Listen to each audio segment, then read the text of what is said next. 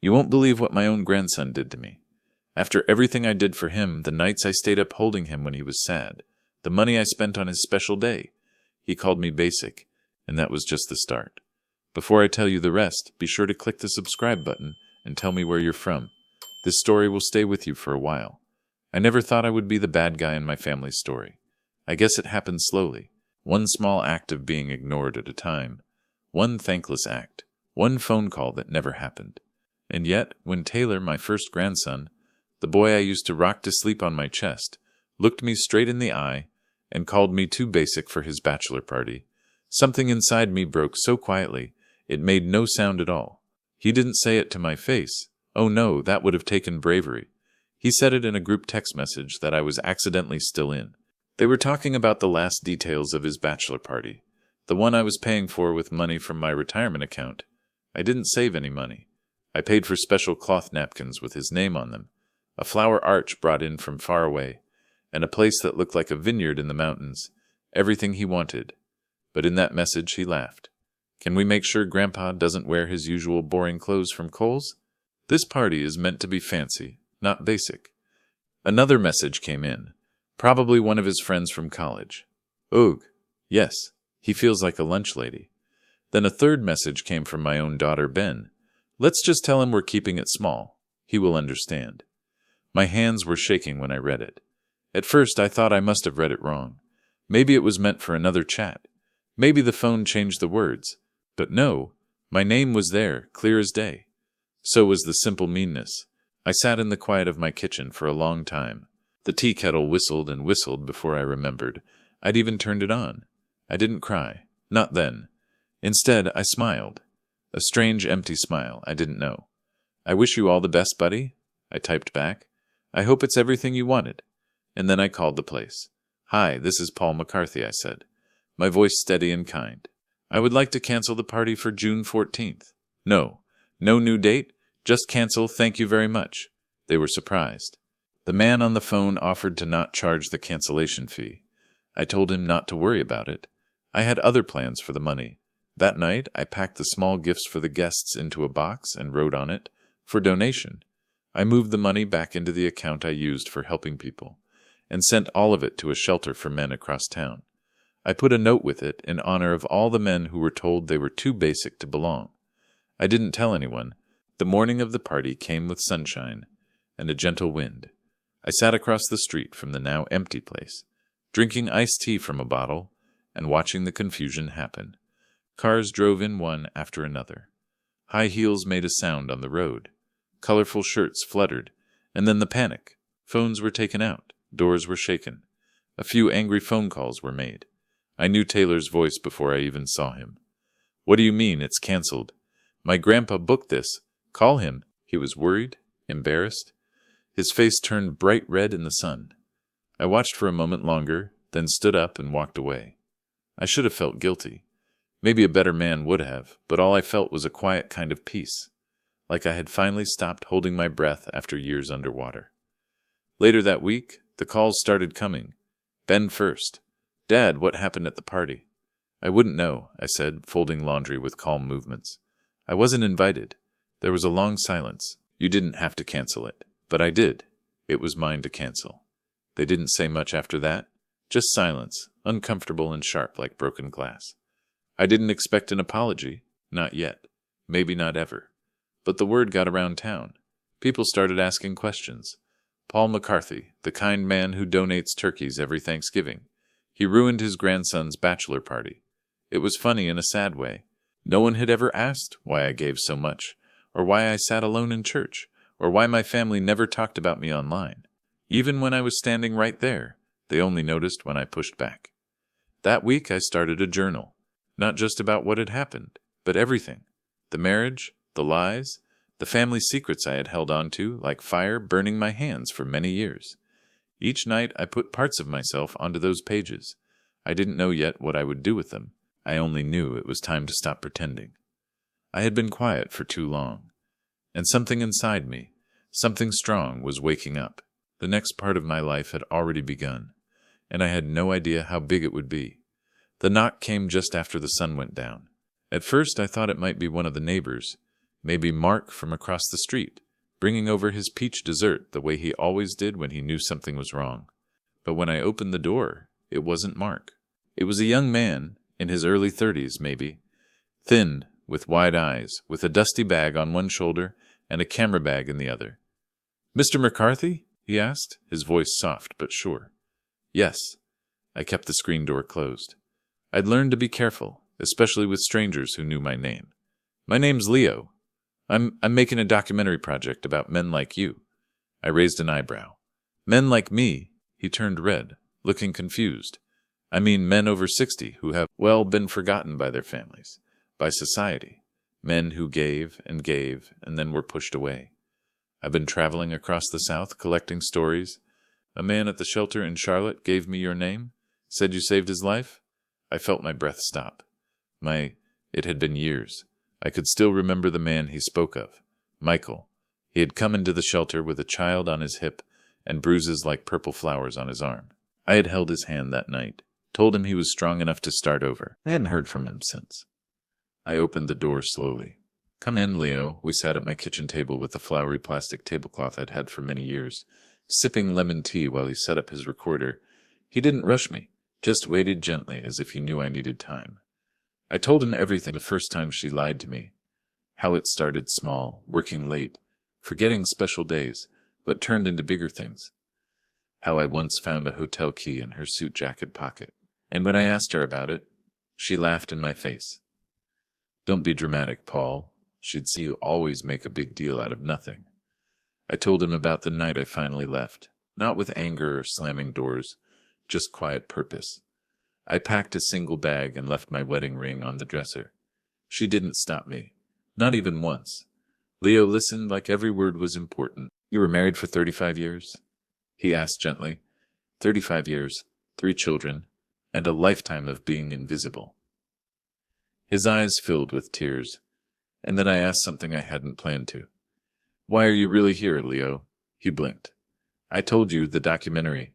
"No." I leaned forward. "You knew my name, my full name. You didn't just get that from Michael." He looked down at his tea. His fingers shook. I'm his son," he whispered. "Michael's? You held me when I was a baby." "I don't remember it, but he does. He said you gave him the strength to leave. My mother said you were the reason he survived." I felt my throat get tight. "I wanted to find you," he continued, his voice shaky. "I wanted to say thank you, and I want to help you tell your story." For a moment, I couldn't speak. I reached across the table and took his hand. "You already are, son." In the days that followed, Leo and I became good friends. He stayed in the guest room, filmed our interviews in the garden, on the porch, in the kitchen where so many fights had been fought and lost. He helped me look through old letters, organize photos, dig up court papers I'd hidden deep in drawers. But more than that, he helped me remember who I used to be. Not just a father or a husband or a grandfather, but Paul, who loved poetry, who once wanted to be a teacher, who danced without shoes in the rain when he was 21, and kissed his high school girlfriend in the back of a red Ford truck. That boy was still inside somewhere. And Leo, he reminded me that my story wasn't over yet. One night, he came downstairs with an idea. "I want to have a dinner," he said, his eyes shining. "Invite your family. Pretend it's for the documentary. We'll say it's honoring the McCarthy family history. They'll come for the cameras, and then you'll have a chance to speak." I stared at him. "You want me to face them?" "No, I want you to get your voice back." Something inside me hesitated. Fear, maybe habit. But I was tired of being quiet, tired of folding myself into corners, tired of pretending their not caring didn't hurt. So I nodded. "Let's do it." Leo threw himself into planning. He was strong, good at his job, determined. He rented a beautiful private room in an old inn just outside town. He printed invitations with shiny gold letters and even hired a photographer. Everyone thought it was about them, about their history. They had no idea. As the date got closer, I felt the old ghost return. What if they laughed at me? What if they walked out? What if they twisted everything like they always had? But then I remembered something Leo had said our first night together. "You don't need their permission to be important," and just like that, I wasn't afraid anymore. I was ready to speak, ready to tear it all down if I had to, and maybe, just maybe, ready to rise from the ashes. The inn sat below weeping willow trees and had soft golden lights hanging from them, like something out of a nice magazine. It was the kind of place where memories stayed in the air like perfume. I'd been to weddings there, baby showers, even a birthday party many years ago, back when my children still saw me as someone worth celebrating. Now I stood in the big dining room, watching the staff place name cards at a long wooden table, my heart beating in my chest like it wanted out. Leo adjusted his camera equipment in the corner, dressed in a sharp black jacket, looking like a professional producer. He gave me a little nod. "This is your stage, Paul." I smoothed my navy blue suit with shaking hands. It was the same one I'd worn to Taylor's high school graduation. Back then, he'd told me I looked fancy. I hadn't heard him call me that in years. The guests arrived in small groups. Ben, my daughter, walked in first, dressed in his usual perfect way. Pearl earrings, a silk scarf, a smile that never quite reached his eyes. His wife walked behind him, already texting someone. Taylor followed soon after, laughing too loudly, arm in arm with his fiancée, Eva. He was beautiful, I'll say that. Long waves of blonde hair, perfect makeup, a fancy dress that screamed money and youth. He looked around, confused for a moment. "Wait, this isn't a restaurant?" he asked, blinking at the setup. "We rented the room privately for the documentary," Leo answered smoothly. "A tribute to the McCarthy family leader. A film dinner to save the family history that got their attention." "Oh, how lovely," Ben said, instantly slipping into the role of host. "Well, we're honored, aren't we, Taylor?" Taylor smiled with tight lips. Of course, the others came in slowly. My 2 daughters, one with her second husband, the other alone and sad. A few cousins, old friends, all of them smiling, polite, not knowing. We sat down, plates clinked. Wine was poured. Conversation was light and unimportant. Ben kept turning the camera toward himself whenever he spoke, and then Leo gave me the signal. I stood. "I want to thank you all for coming tonight," I began, my voice softer than I wanted it to be. "This means a great deal to me." They all turned, surprised. "For years," I continued, "I've played a part in this family that I never wanted. I was the quiet one, the one who gave money, the one who stayed behind and made sure there were dishes in the freezer and Christmas cards were mailed on time. I took a deep breath, but I was also the one forgotten, silenced, thrown away. And lately I've begun to wonder, if a man gives everything he has to the people he loves, and they no longer remember who he is, did he ever really exist to them at all? There was a stillness at the table. Even the fork stopped moving. Ben chuckled nervously. "Dad, what are you talking about?" "I'm talking about the bachelor party," Taylor stiffened. "I paid for everything," I said, turning to him. "The flowers, the food, the venue. I wanted it to be perfect for you, and in return, I was called basic. Embarrassing. Someone to be left out." "Grandpa, that was a private message," Taylor said quickly, his cheeks red, but it wasn't private to me. I read every word and I canceled the party, not out of meanness, but out of clarity. For the first time, I saw how invisible I'd become. Silence. One of my daughters cleared her throat. "I'm sure he didn't mean it." "Didn't mean it," I said, now stronger, the fire rising. "What about the years your mother cheated on me and I kept the family together? What about the holidays you left me alone because your new husbands didn't like my dishes? What about the time I had surgery and no one called to check on me for 5 days? The room felt like it was closing in. I stayed silent all these years to protect your idea of a perfect family. But I'm not protecting you anymore. I turned to Leo, who lifted a brown envelope from his bag. "In here," I said, "are copies of every letter I wrote to your mother during our divorce. The ones where I begged her not to turn you against me. The ones where I warned her what it would do to our children. And here," I reached into my bag and pulled out another folder, "are photos of bruises, of empty bank accounts, of things I survived while smiling through birthday parties and graduations." Taylor was crying now. Ben looked like he might faint. "I didn't invite you here to destroy you," I said gently. "I invited you to free myself." I sat down. My hands were shaking, but I felt lighter, like I'd just set down a heavy weight I'd been carrying for 40 years. No one said a word until Leo turned off the camera. Then Taylor stood. His voice was soft. I didn't know, Grandpa. I promise. I didn't know. I know you didn't, I said. But now you do. The dinner ended early. No speeches. No more small talk. They left in groups, quiet, sad. A few kissed my cheek. Most didn't. Leo helped me clean up. His eyes were wet. You were amazing, he whispered. I was honest? I corrected. He smiled. Same thing. That night, I lay in bed staring at the ceiling.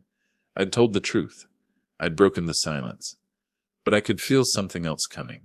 Something buried even deeper. And I wasn't done yet. Not by a long shot. I woke up the next morning to a ringing phone and the dull pain of a storm behind my eyes. It was Ben. His name lit up the screen like a warning sign. I let it ring twice, let it ring 3 times. Then I picked up. Hello, Dad. His voice was sharp. We need to talk about that show last night. That trick? I sat up slowly, leaning my back against the headboard. You mean the truth? Ben sighed. You embarrassed us on camera. Do you even know what you've done to this family?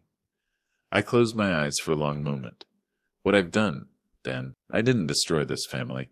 I just stopped pretending it was perfect. There was a pause, then a soft click. He hung up. I placed the phone on the table next to the bed and stared out the window. The sky was gray. Rain was coming, but I wasn't afraid of storms anymore. Later that day, Leo returned from a short trip into town, his cheeks red from the cold, and his arms full of boxes. What's all this? I asked. He set them on the dining table and opened the lid. Inside were piles of brown folders, copies of papers I hadn't seen in over 20 years, bank statements, legal papers, a letter with my name on the top in clean black ink. I went to the county records, he said, and I found something. He handed me the letter. It was dated May. My mother's handwriting. Dear Paul, I've changed my will. The farm is yours now. I know I should have done this years ago, but I couldn't stand to hurt your sister. Still, it's rightfully yours. You were the one who stayed. You were the one who gave up so much. My throat got tight. I remembered that letter. I'd found it after her funeral, tucked between the pages of her favorite Bible. I'd given it to my ex-wife to show the lawyer. She told me it wouldn't be valid.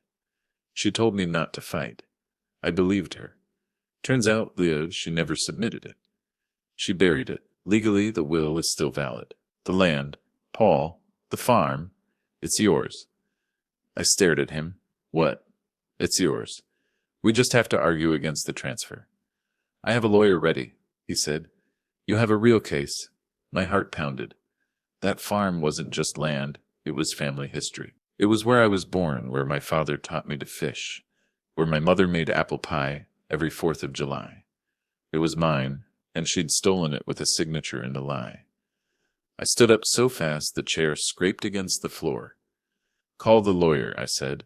Let's bring it all into the light. The process began that same week, and oh, how quickly the storm came.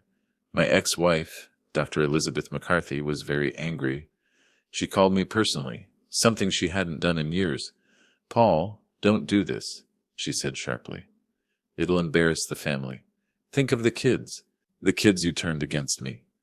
Her silence was a good enough answer. You stole from me, I said. You made me feel small for many years, and now I'm taking it back. You don't know what you're starting. I smiled. Oh, Elizabeth, I do. For the first time in my life, I do. The court meetings began within the month. Leo and I went through old papers, found every piece of proof we could. He even found an old voice message from years ago, where Elizabeth admitted the will had been lost. The courtroom was cold, serious. Ben was there, arms folded tight across his chest. Taylor didn't come. Elizabeth, sitting at her lawyer's table, looked older, thinner, not the charming doctor everyone once loved, just a bitter woman with too much pride and not enough shame.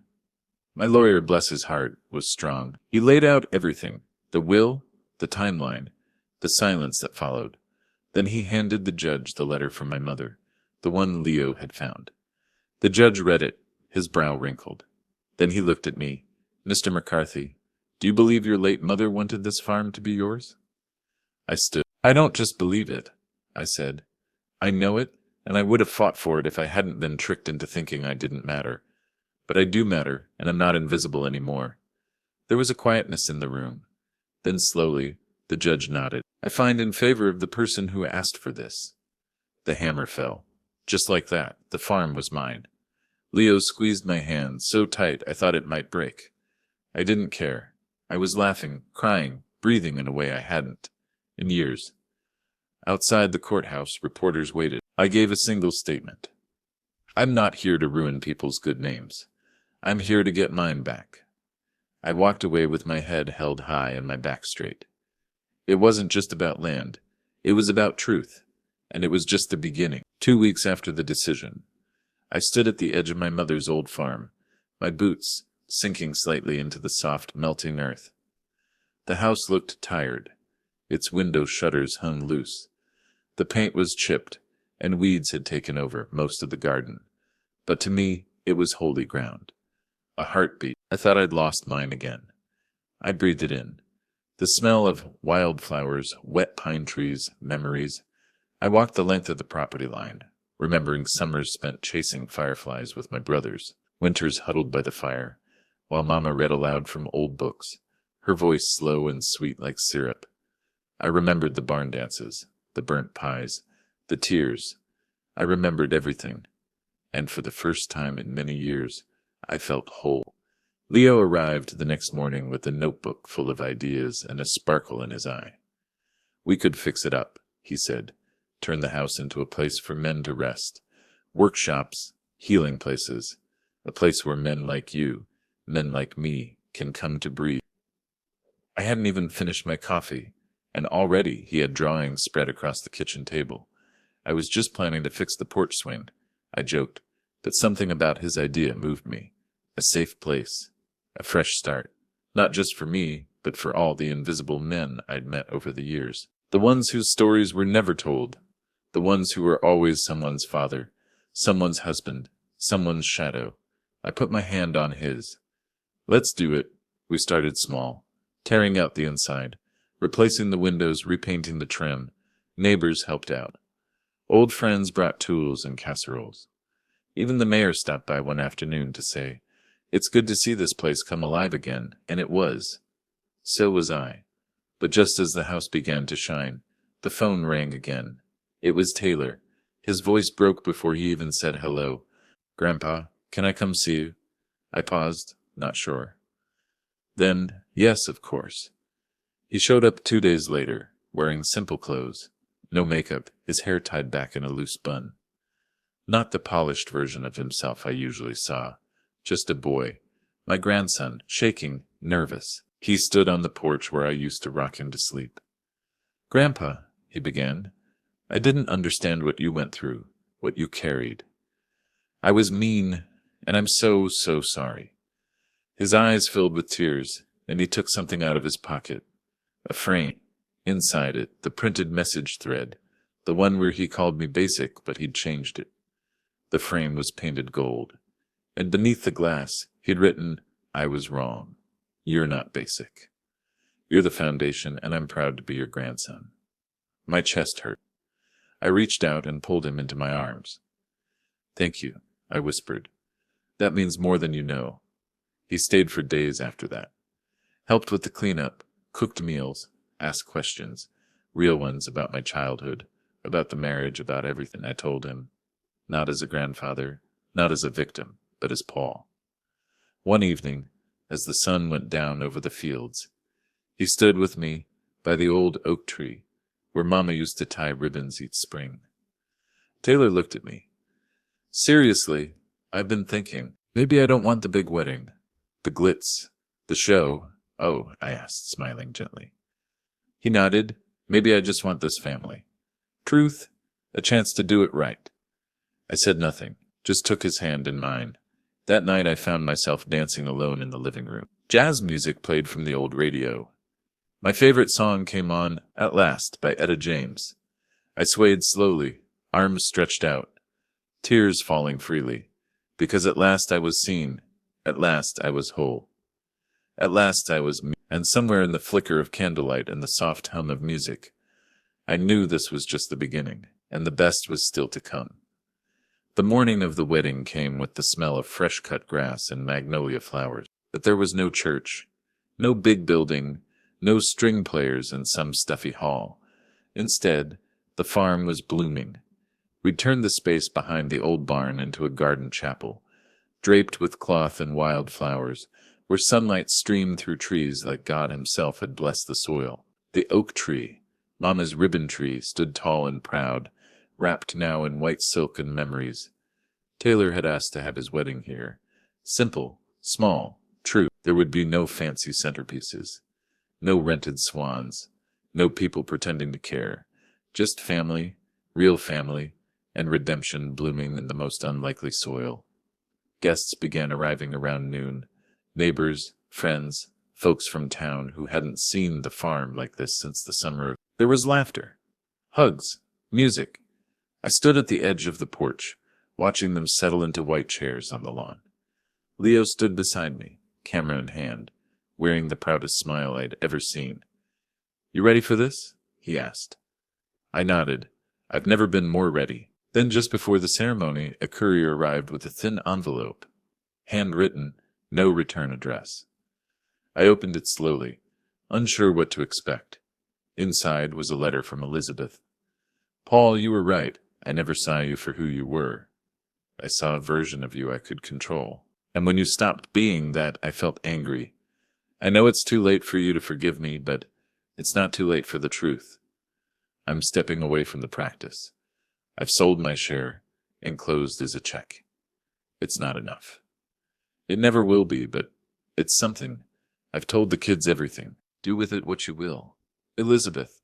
Folded inside was a check for a lot of money. I stared at it not for the amount, but for what it meant. Not fairness, not revenge, but recognition. I didn't tell anyone. Not that day, not yet. I slipped the letter into my Bible right where Mama had once hidden her will. 2 women, both hurt and both saved. The music started. I took my seat at the front, my heart full. Then Taylor appeared at the top of the aisle, without shoes, no veil, holding wildflowers. He looked at me, not past me, not around me, at me, and he mouthed, "Thank you." Tears slipped down my cheeks as he walked down the aisle toward Eva, who waited with shaking hands and wide eyes. They said vows they wrote themselves, words about trust, forgiveness, humility. Taylor spoke about healing from old family hurts, how the wounds we get from our family don't have to define us, but they do need our attention.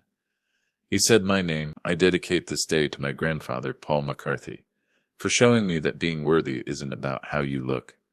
It's about truth, and that love doesn't come from being perfect, it comes from bravery." The crowd stood up and clapped before the kiss even came. After the ceremony, Leo handed me a small envelope. "What's this?" I asked. "It's from the State Film Commission." He said they want to pay for the full documentary. They loved the video. They want to call it Basic No More, the story of Paul McCarthy. I laughed through my tears. I couldn't have written a better ending. That night we danced under the stars. Me, Taylor, Leo, even Ben, who cried as he hugged me, and whispered, "I'm sorry I didn't see you sooner." We didn't talk about the past that night. We didn't need to. It was in the soil, in the music, in every echo of laughter from the people who had once looked past me, now coming back like fireflies to the light. And as the night ended, I sat in my old rocking chair on the porch, watching the last of the candles flicker. 66 years, a lifetime of silence, but not anymore. I was Paul McCarthy, and I had finally been heard. 2 months later, the ribbons returned. We started tying them again, me and Taylor, just like Mama used to do every spring. But this time, each ribbon had a name. A man we'd helped, a life touched. There was Angus, who came from 3 towns over, running from a wife who'd made him feel worthless. There was Martin, 72, who'd never learned to drive because his late wife said he wasn't smart enough. There was John, just 24, whose father had thrown him out for speaking his truth. They came to the farm with nothing but stories and left with something more, worthiness. We called it the Ribbon House, a place for men to write new chapters, no matter their age, their wounds, or the silence they'd lived through. Leo handled the communication. Taylor helped with applications for money, and me, I welcomed each man at the gate, every time with the same words. You belong here. One afternoon, while Taylor planted lavender near the porch, he turned to me and asked, Do you ever wish things had gone differently? I looked out over the fields, golden in the late light. I used to, I said, but if they had, I might never have found my voice, and you might never have found yours, he nodded slowly. I'm proud to be your grandson. Tears stung my eyes, and I'm proud to be your legacy. That night, I found Leo sitting under the oak tree, his camera in his lap, staring up at the sky. He looked peaceful, tired, fulfilled. They accepted the documentary into Sundance, he said softly. We're going, all of us. My heart jumped, not because of the fame, but because my story, our story, was going to reach men far beyond these fields. Men who still sat in silence. Men who still believed they were too old, too simple, too broken to rise. They're going to hear your voice, Paul, Leo whispered. I reached for his hand. They're going to hear yours, too. On the morning of the first show, I stood before a mirror in a simple hotel room in Utah. I wore a navy blue suit, pearls from Mama's old jewelry box, and a heart filled with every version of myself I'd ever been. Young, scared, silenced, and finally free. We walked the red carpet as a trio, Leo, Taylor, and me. Cameras flashed, people clapped, but all I could think about were those ribbons swaying back home. The film played in a packed theater. There were tears, applause, a standing ovation. But the moment that stayed with me came during the question and answer time, when an older man with silver curls and shaking hands stood up from the back row. I haven't spoken to my son in 20 years, he said, his voice cracking. But tonight, I think I will. I met his eyes and I knew this was the reason. This was the miracle born from years of heartache. This was redemption. When we returned to the farm, I found a letter waiting on the porch swing. No signature, just 6 words in delicate handwriting. I see you now. I'm sorry. I pressed it to my chest and smiled through my tears, because I was no longer waiting to be seen. I had already become the man I needed, and now I was helping others do the same. So I tied one last ribbon on the oak tree, bright red, the color of fire, of courage, of rebirth. And on it I wrote, Paul McCarthy, survivor, leader, Frisund. Then I turned toward the house, toward the laughter inside, toward the life still happening, and I walked forward, finally whole, finally heard, finally home. 1 year later to the day, the farm was full of life. Children chased chickens in the yard. Men laughed around fire pits, and from the porch, the sound of old church songs came out on the wind. The ribbon house had grown into something none of us could have imagined, a living, breathing, safe place. Not just a home, but a movement. There were now 4 small houses on the property, each built by local volunteers. A greenhouse, a craft barn, a circular room we called the voice room, where men could sit, share, and finally say the things they'd never dared say before. I'd never seen so many broken pieces turn into something so whole. And still, each time I walked through the field at sunset, the silence gave me pause. Because despite everything, despite the film, the farm, the forgiveness, I still hadn't spoken to Ben again. Not since the wedding. Not since he walked away. Too ashamed or too afraid to come back until one evening, as I was locking up the community pantry, a familiar car pulled into the driveway. Ben stepped out. No fancy scarf, no pearls, just jeans and a windbreaker and a look on his face I hadn't seen in many years. Vulnerability. He didn't speak right away. Just stood there, taking in the land he'd grown up on and forgotten. Hi, Dad. I swallowed hard. Hi, Ben. He came closer, hands shaking. I've watched the documentary twice, maybe 3 times. I couldn't believe what I didn't see, what I refused to see. My voice was gentle. You were a child, Ben. No, I was an adult. I had children of my own. I chose what was easy over what was true. He reached into his coat pocket and pulled out something small, a folded old photograph. Me holding baby Ben in front of the old farmhouse. I was smiling, shining, tired. You were everything I needed, he whispered, and I let her take that from you. I let us take it from you. Tears filled my eyes. You can't change the past, son, I said, taking his hand. But you're here now. He nodded, crying. Do you think I could volunteer here? Maybe help in the kitchen? I can cook. I pulled him into my arms, burying my face in his shoulder like I did when he was 5 and afraid of thunderstorms. You don't have to ask, I said. This is your home, too. That night we sat on the porch and watched the stars come out, side by side, not as father and son caught in the wreckage, but as men mending inside. Taylor rocked his newborn by the fireplace. My first great-grandchild, a girl. He named her Ella after me. Leo sat with his legs crossed on the floor, reading submissions for his new podcast, Letters from the Ribbon House. Stories from across the country had started coming in, men sharing their truth, because they'd done that someone else, someone like them, had survived. And outside, the oak tree stood tall beneath the moonlight, its branches heavy with ribbons, some old, some new, all sacred. I closed my eyes, listened to the wind in the trees, and for the first time in my life, I felt something I couldn't quite name at first. Then I knew it was peace, the kind that only comes when you've told the whole truth, survived the storm, and lived to dance again. And as the fireflies blinked back to life around us, I whispered to myself, I was never too basic. I was just too much man for people who couldn't see me. But now they do. 5 years had passed since that first ribbon. 5 years since the farm had been nothing more than overgrown grass and a broken porch swing. And I was something like that too. But standing there now, watching families spill across the lawn, watching the sun shine on silver hair and children's laughter weave through the breeze, I knew one thing for sure. Every moment of silence, every cracked heart, every slammed door had led here. I'd just returned from Washington, D.C., of all places.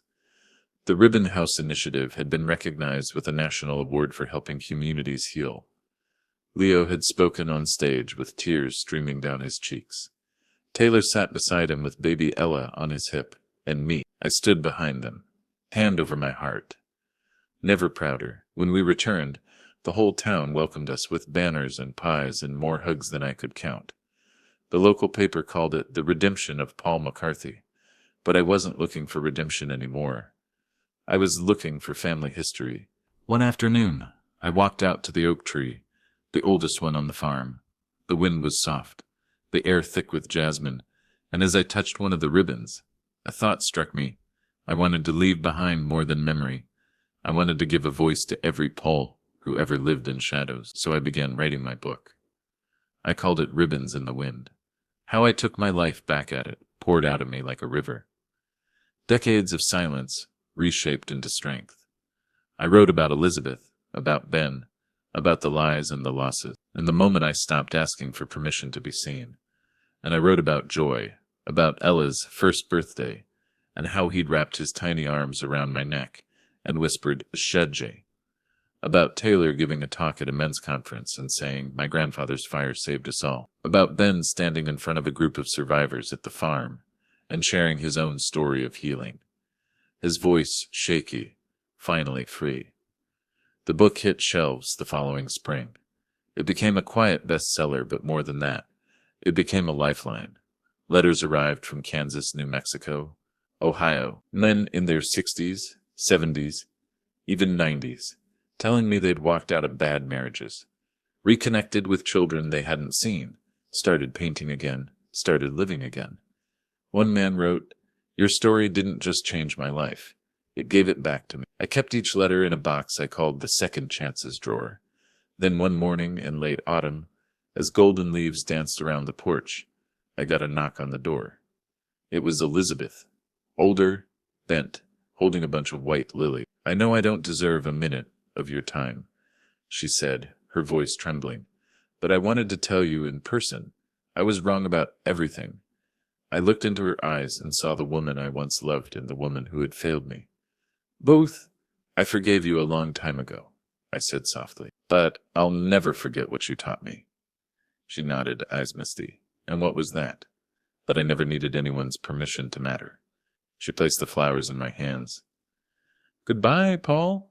Goodbye, Elizabeth. I watched her walk away, not with anger, but with a sense of completion. And that night, beneath the stars, I sat beside Leo and Taylor and little Ella as we tied one final ribbon to the tree. Bright white, the color of truth. It read, "He rose in silence, and the world finally listened." I smiled at them, at this family we'd built from brokenness and light, and I knew not every story ends in sadness. Some end in success. Mine did, and I wasn't just heard, I was honored. At EA, they told me I was too basic. At EA, I was legendary. The day I turned 72, the sky opened up with the kind of slow golden rain that feels more like a blessing than weather. There was a party, of course Taylor insisted.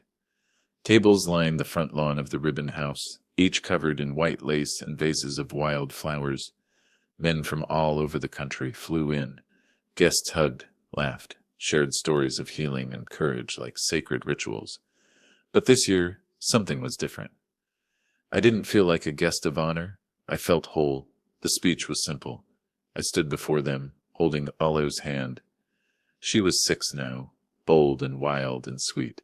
I spent most of my life thinking my story was too quiet, I told them. Too simple, too basic. Laughter rippled, but what I know now is that the world is built on men like us. Men who survive, who rebuild, who hold up generations, and never ask for applause.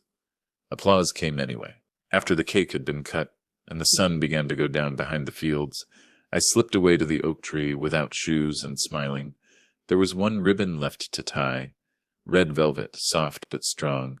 On it, in silver ink, I wrote, "For every man who thought it was too late." As I knotted it around the branch, I looked up at the ribbons dancing above me. Hundreds now, a forest of stories. Then I sat on the old bench beneath the tree, the same one where I used to cry.